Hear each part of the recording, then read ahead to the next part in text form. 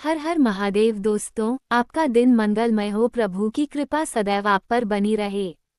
दोस्तों, सावन का महीना भगवान शिव को समर्पित है, जो सृष्टि के कल्याण करता है। नित्य हम रहस्यमयी कथाओं को जानेंगे, जो आपके जीवन में सुख शांति लाएगी, जो आपके कष्टों को दूर करेगी। आप सभी शिव भक्तों को मेरा प्रणाम। आज की वीडियो में हम आपके लिए लाए हैं सावन मास की कथा महात्म्य अध्याय 3 लेकर आए हैं। क्या आप सावन मास की उस अद्भुत कथाओं को जानना चाहते हैं, जिनके श्रवण मात्र से सभी मनोकामनाएं पूरी होती हैं? तो बने रहिए हमारे साथ। अगर आपको हमारी कथाएं पसंद आती है तो वीडियो को लाइक करें, चैनल को सब्सक्राइब करें, कमेंट में हर हर महादेव जरूर लिखें। श्रावण माह महात्म्य तीसरा अध्याय। श्रावण माह में की जाने वाली भगवान शिव की लक्ष्य पूजा का वर्णन। सुतत कुमार बोले कि भगवान, आपने श्रावण मासों का संक्षिप्त वर्णन किया है। हे स्वामिन, इससे हमारी तृप्ति नहीं हो रही है, अतः आप कृपा करके विस्तार से वर्णन करें, जिसे सुनकर हे सुरेश्वर मैं कृतकृत्य हो जाऊंगा। ईश्वर बोले कि योगीश, जो बुद्धिमान नक्तव्रत के द्वारा श्रावण मास को व्यतीत करता है, वह 12 महीने में नक्तव्रत करने के फल का भागी होता है। नक्तव्रत में दिन की समाप्ति के पूर्व सन्यासियों के लिए एवं रात्रि में गृहस्थों के लिए भोजन का विधान है। उसमें सूर्यास्त के बाद की 3 घड़ियों को छोड़कर नक्त भोजन का समय होता है। सूर्य के अस्त होने के पश्चात 3 घड़ी संध्या काल होता है। संध्या वेला में आहार, मैथुन, निद्रा और चौथा स्वाध्याय, इन चारों कर्मों का त्याग कर देना चाहिए। गृहस्थ और यति के भेद से उनकी व्यवस्था के विषय में मुझसे सुनिए। सूर्य के मंद पर जाने पर जब अपनी छाया अपने शरीर से दुगुनी हो जाए, उस समय के भोजन को यति के लिए नक्त भोजन कहा गया है। रात्रि भोजन उनके लिए नक्त भोजन नहीं होता है। तारों के दृष्टिगत होने पर विद्वानों ने गृहस्थ के लिए नक्त कहा है। यति के लिए दिन के 8वें भाग के शेष रहने पर भोजन का विधान है, उसके लिए रात्रि में भोजन का निषेध किया गया है। गृहस्थ को चाहिए कि वह विधिपूर्वक रात्रि में नक्त भोजन करे और यति, विधवा तथा विधुर व्यक्ति सूर्य के रहते नक्तव्रत करें। विधुर व्यक्ति यदि पुत्रवान हो तब उसे भी रात्रि में ही नक्तव्रत करना चाहिए। अनाश्रमी हो अथवा आश्रमी हो अथवा पत्नी रहित हो अथवा पुत्रवान हो, उन्हें रात्रि में नक्तव्रत करना चाहिए। इस प्रकार बुद्धिमान मनुष्य को अपने अधिकार के अनुसार नक्तव्रत करना चाहिए। इस मास में नक्तव्रत करने वाला व्यक्ति परम गति प्राप्त करता है। मैं प्रातःकाल स्नान करूंगा, ब्रह्मचर्य व्रत का पालन करूंगा, नक्त भोजन करूंगा, पृथ्वी पर सोऊंगा और प्राणियों पर दया करूंगा। हे देव, इस व्रत को प्रारंभ करने पर यदि मैं मर जाऊं तो हे जगतपते, आपकी कृपा से मेरा व्रत पूर्ण हो, ऐसा संकल्प करके बुद्धिमान व्यक्ति को श्रावण मास में प्रतिदिन नक्तव्रत करना चाहिए। इस प्रकार नक्तव्रत करने वाला मुझे अत्यंत प्रिय होता है। ब्राह्मण के द्वारा अथवा स्वयं ही अतिरुद्र, महारुद्र अथवा रुद्र मंत्र से महीने भर प्रतिदिन अभिषेक करना चाहिए। हे वत्स, मैं उस व्यक्ति पर प्रसन्न हो जाता हूँ, क्योंकि मैं जलधारा से अत्यंत प्रीति रखने वाला हूँ, अथवा रुद्र मंत्र के द्वारा मेरे लिए अत्यंत प्रीतिकर होम प्रतिदिन करना चाहिए। अपने लिए जो भी भोज्य पदार्थ अथवा सुखोपभोग की वस्तु अति प्रिय हो, संकल्प करके उन्हें श्रेष्ठ ब्राह्मण को प्रदान करके स्वयं महीने भर उन पदार्थों का त्याग करना चाहिए। हे मुने, अब इसके बाद उत्तम लक्ष्य पूजा विधि को सुनिए।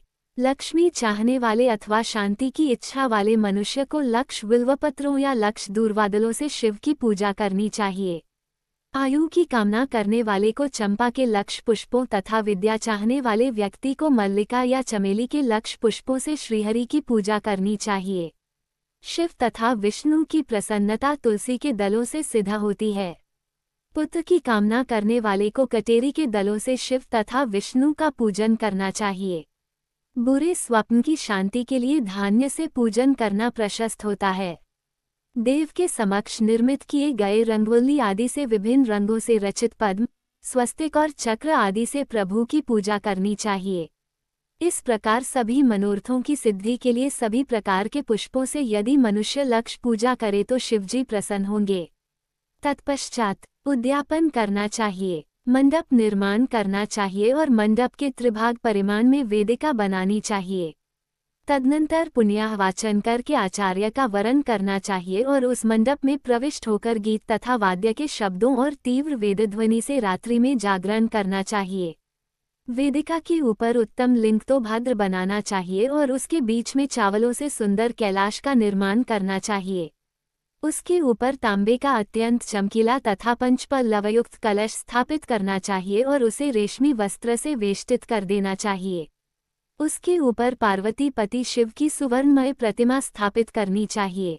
तत्पश्चात पंचामृत पूर्वक धूप, दीप तथा नैवेद्य से उस प्रतिमा की पूजा करनी चाहिए और गीत, वाद्य, नृत्य तथा वेद, शास्त्र तथा पुराणों के पाठ के द्वारा रात्रि में जागरण करना चाहिए।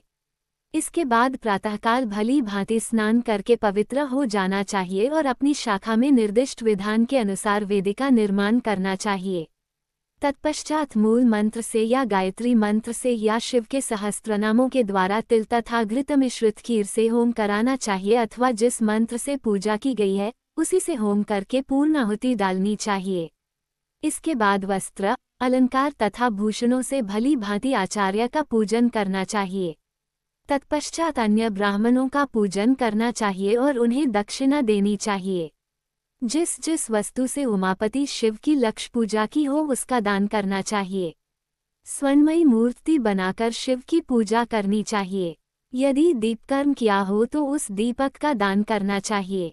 चांदी का दीपक और स्वर्ण की वर्तिका अर्थात बत्ती बनाकर उसे गोघृत से भरकर सभी कामनाओं और अर्थ की सिद्धि के लिए उसका दान करना चाहिए। इसके बाद प्रभु से क्षमा प्रार्थना करनी चाहिए और अंत में 100 ब्राह्मणों को भोजन कराना चाहिए।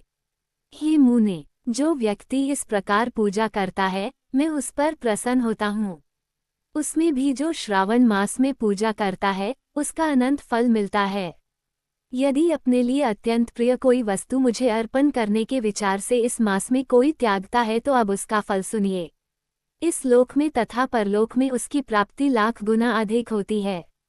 सकाम करने से अभिलषित सिद्धि होती है और निष्काम करने से परम गति मिलती है। इस मास में रुद्राभिषेक करने वाला मनुष्य उसके पाठ की अक्षर संख्या से एक एक अक्षर के लिए करोड़ करोड़ वर्षों तक रुद्रलोक में प्रतिष्ठा प्राप्त करता है। पंचामृत का अभिषेक करने से मनुष्य अमृतत्व प्राप्त करता है। इस मास में जो मनुष्य भूमि पर शयन करता है उसका फल भी मुझसे सुनिए। हे द्विज श्रेष्ठ, वो मनुष्य 9 प्रकार के रत्नों से जड़ी हुई, सुंदर वस्त्र से आच्छादित, बिछे हुए कोमल गद्दे से सुशोभित, देश तकियों से युक्त, रम्य स्त्रियों से विभूषित, रत्न निर्मित दीपों से मंडित तथा अत्यंत मृदु और गरुडाकार प्रवालमणि निर्मित अथवा हाथी दांत की बनी हुई अथवा चंदन की बनी हुई उत्तम तथा शुभ शैया प्राप्त करता है। इस मास में ब्रह्मचर्य का पालन करने से वीर्य की दृढ़ पुष्टि होती है। ओज, बल, शरीर की दृढ़ता और जो भी धर्म के विषय में उपकारक होते हैं वो सब उसे प्राप्त हो जाता है। निष्काम ब्रह्मचर्य व्रती को साक्षात ब्रह्म प्राप्ति होती है और सकाम को स्वर्ग तथा सुंदर देवांगनाओं की प्राप्ति होती है। इस मास में दिन रात अथवा केवल दिन में अथवा भोजन के समय मौन व्रत धारण करने वाला भी महान वक्ता हो जाता है। व्रत के अंत में घंटा और पुस्तक का दान करना चाहिए। मौन व्रत के महात्म्य से मनुष्य सभी शास्त्रों में कुशल तथा वेद वेदांग में पारंगत हो जाता है तथा बुद्धि में बृहस्पति के समान हो जाता है। मौन धारण करने वाले का किसी से कलह नहीं होता, अतः मौन व्रत अत्यंत उत्कृष्ट है। दोस्तों, ये थी आज की कथा। आपको कथा अच्छी लगी हो तो वीडियो को लाइक करें, चैनल को सब्सक्राइब करें, कमेंट में हर हर महादेव जरूर लिखें। महादेव आपकी हर मनोकामना पूर्ण करें।